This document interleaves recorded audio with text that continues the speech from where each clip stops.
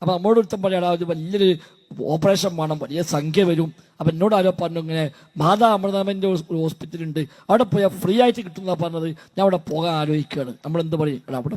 അവിടെ പോകണ്ട, ഫ്രീ കിട്ടും, പക്ഷെ പോകണ്ട. എന്താ കാരണം? ഈമാൻ തെറ്റാനൊരു സാധ്യത ഉണ്ട്.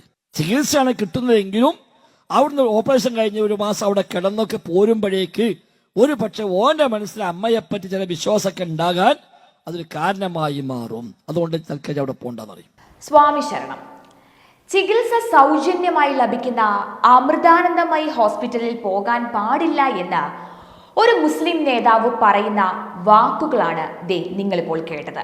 അതിന് കാരണം പറയുന്ന കാര്യം കേട്ടോ നിങ്ങൾ? കഷ്ടം. ഇനി എങ്ങാനും അവിടെ ചികിത്സയ്ക്ക് പോയാൽ മനസ്സെങ്ങാനും മാറി അമ്മയോട് സ്നേഹം തോന്നിയാലോ എന്ന്, അമ്മയിൽ വിശ്വസിച്ചാലോ എന്ന്. അങ്ങനെ വിശ്വസിച്ചാൽ ഈമാൻ നഷ്ടപ്പെടില്ലേ എന്ന്. അതെങ്ങനെ ശരിയാവാനാണ് എൻ്റെ കോയ?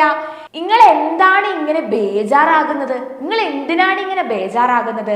നിങ്ങളുടെ മതം നല്ലതാണ് പറയുന്നതെങ്കിൽ അത് തുടരുമ്പോൾ അവരുടെ മനസ്സിന് സന്തോഷമാണ് തോന്നുന്നതെങ്കിൽ പിന്നെ എങ്ങനെ അവർ മാറാനാണ്? പിന്നെ എങ്ങനെ അവരുടെ മനസ്സ് മാറാനാണ്? നിങ്ങളുടെ ഈ ടെൻഷന്റെ പിന്നിലുള്ള കാര്യം അപ്പോൾ ഇവിടെ വ്യക്തമല്ലേ? ഇതിൽ നിന്നും നാം എന്താണ് മനസ്സിലാക്കേണ്ടത്? കഷ്ടം.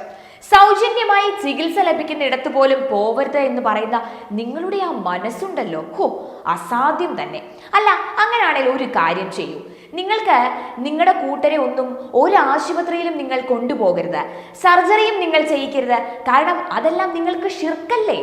ആയിരക്കണക്കിന് അറബികൾ വരെ വന്ന് ചികിത്സ തേടുന്ന ഒരു ആശുപത്രിയിലാണ് ഇങ്ങനെ ഈ വക തോന്നിവാസം വിളിച്ചു കുരയ്ക്കുന്നത്. അല്ല, നിങ്ങൾ ആരെയും എങ്ങോട്ടേക്കും വിടണ്ട എൻ്റെ കോയ.